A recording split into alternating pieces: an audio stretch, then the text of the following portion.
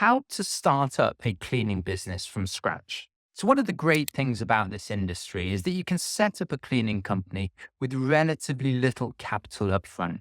It means that if things don't go right, you don't have a big risk of losing lots of money. And in this video today, I want to take you through the 5 key steps to get you going from day zero.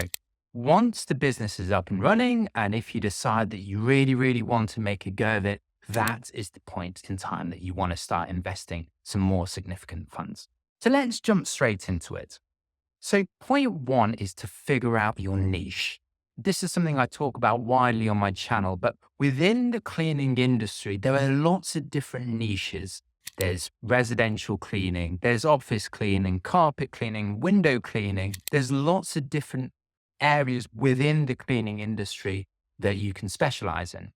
And one of the things that I think is really important to do at the very start of your journey is to pick a niche. Don't be a generalist. Don't offer house cleaning, office cleaning, carpet cleaning, window cleaning. Don't offer everything, because if you are seen as a generalist, potential clients will struggle to see the difference with your company to 90% of those other cleaning companies out there in the market. And one of the key things here is that you need to be seen to have a specialism, to have a niche within the industry, because pricing power is really important. You need to be a specialist or be seen as a specialist so you can charge higher prices and generate more profit. And that profit can then be reinvested to grow your business as well as paying yourself as the business owner. So within the cleaning industry, I believe that the residential cleaning niche is the best place to start, the lowest risk place to start.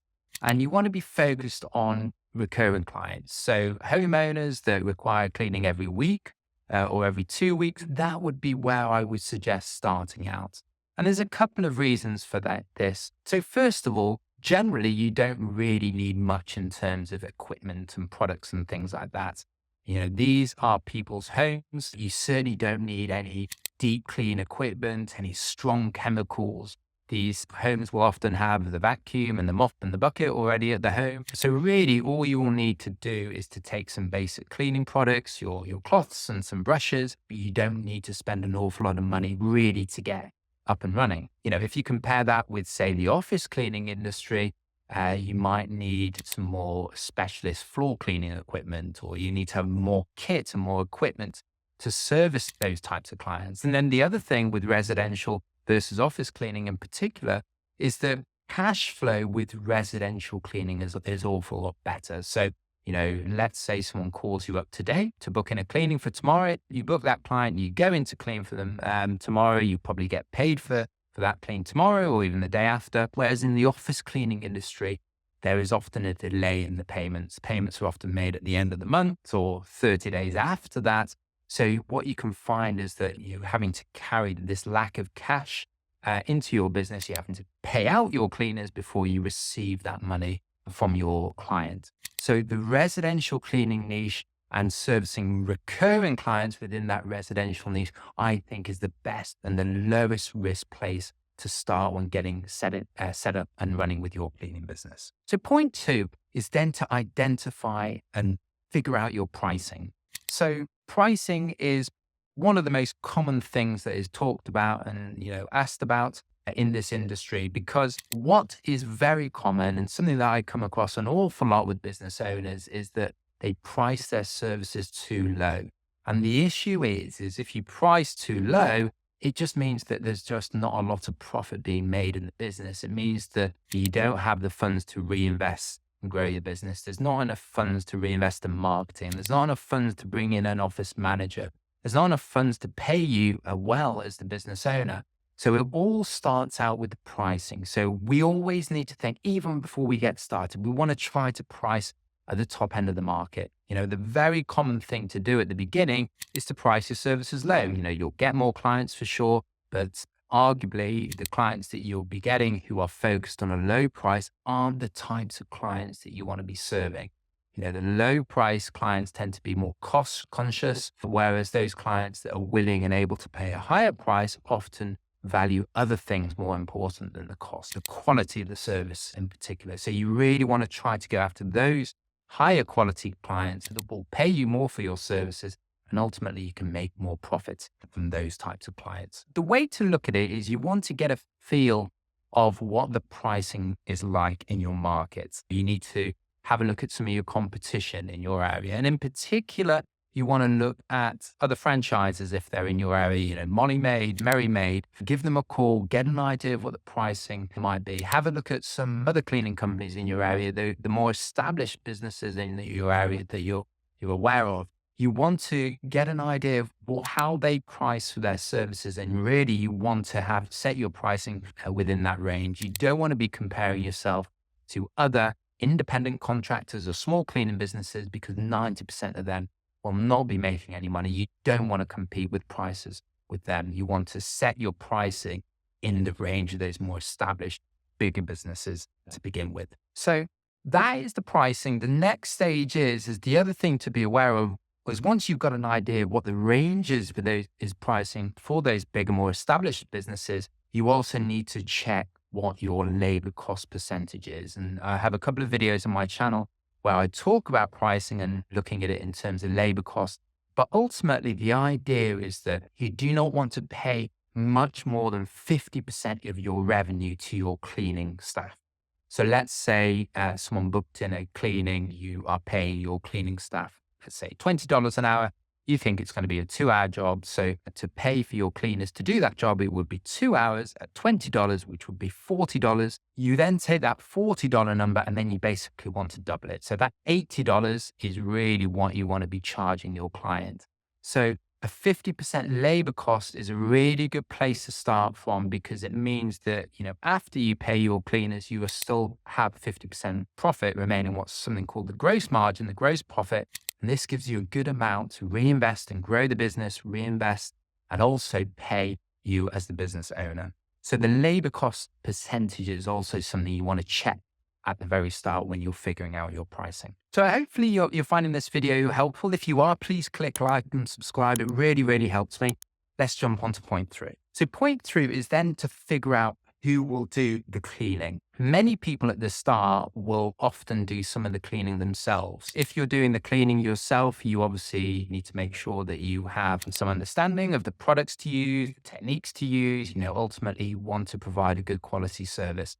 And a lot of the people that set up a cleaning business and do the cleaning themselves at the start will often have worked in other cleaning businesses before, for example, or have had clients before, and they want to formalize their operations within a cleaning business. However, there are other people that don't want to do any of the cleaning up front. They want to take more of a managerial role, and maybe they want to spend their time fielding client calls, managing staff, trying to build a business rather than spending the time in the field themselves.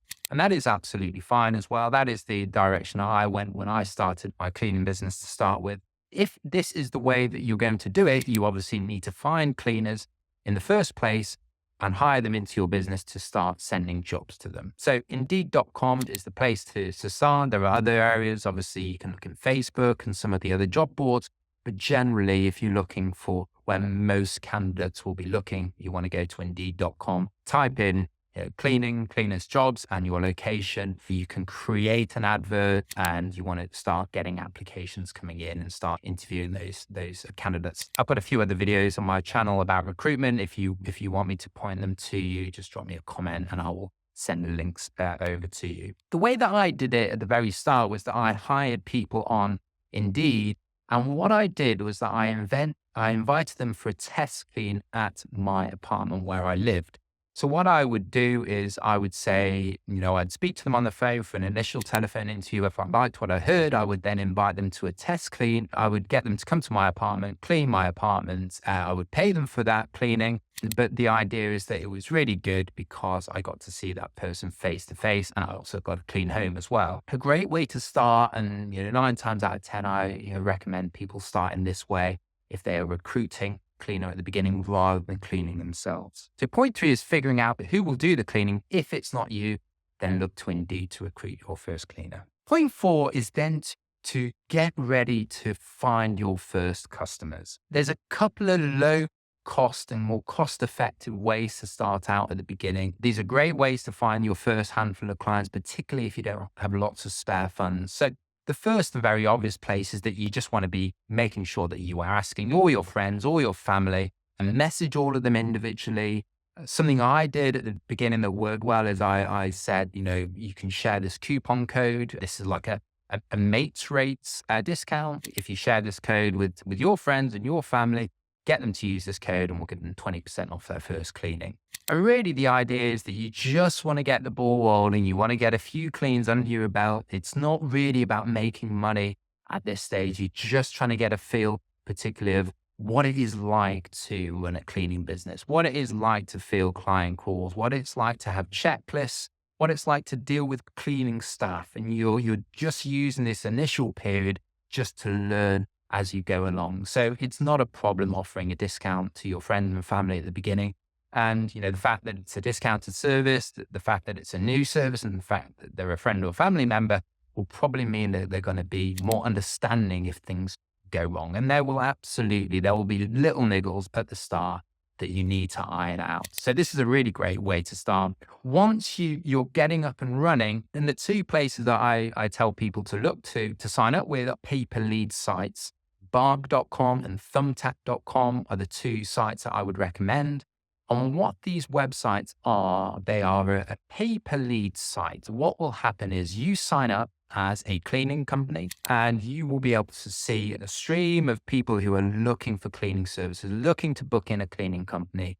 And you'll be able to see, okay, this person wants a weekly service in this particular zip code, and this is their budget. And then when you see those leads come through, you can decide whether you want to buy that lead, and Bark and Thumbtack will charge you a dollar amount. And then once you pay for that lead, then you will be able to see that person's phone number, their email address, and you'll be able to follow up with them.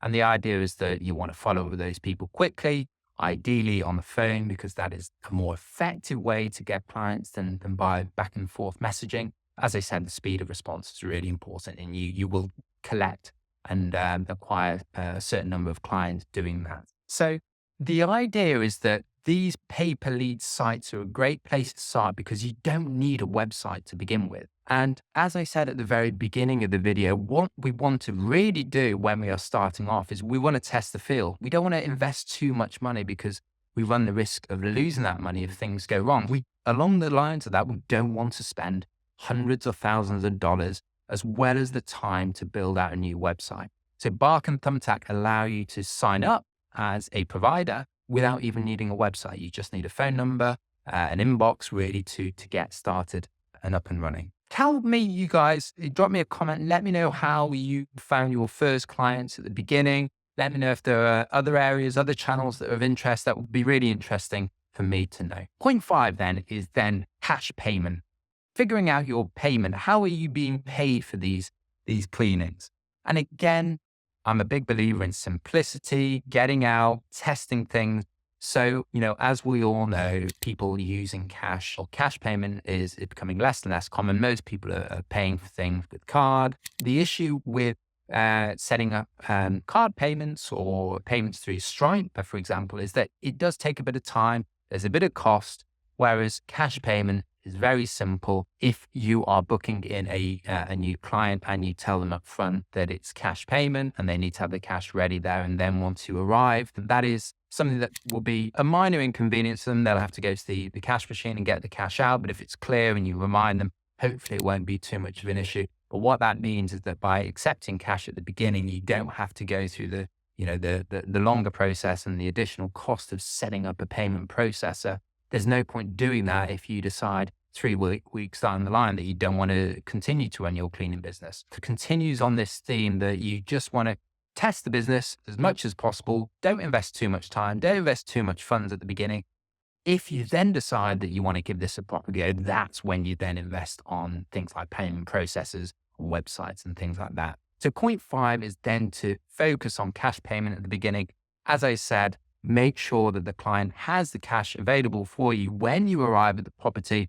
If the cash isn't there, simply tell them that you can't start cleaning until they have the cash, because the last thing you want to be doing is doing a job and then chasing for that cash payment that may or may not come in the future. As I said, if you decide after a few weeks and a handful of clients that you want to give this business a proper go, that is when you want to start investing. That is what I did In my business, I thought that, yes, I've got a good idea of how this business looks like, what it means to run the clients and run the cleaners on both sides. And I wanted to give it a proper go. So if you get to that position, you want to give it a proper kick, that's when you really want to start investing. And in this next video, I'm going to talk about how you build a $1 million remote cleaning business. This will put into place some of the more and some other areas that you need to think about when growing your business, things like building out your website and getting more serious with your marketing channel. So that will really help to give you an idea of what having and running a larger cleaning business will look like. So I'll see you on the next one.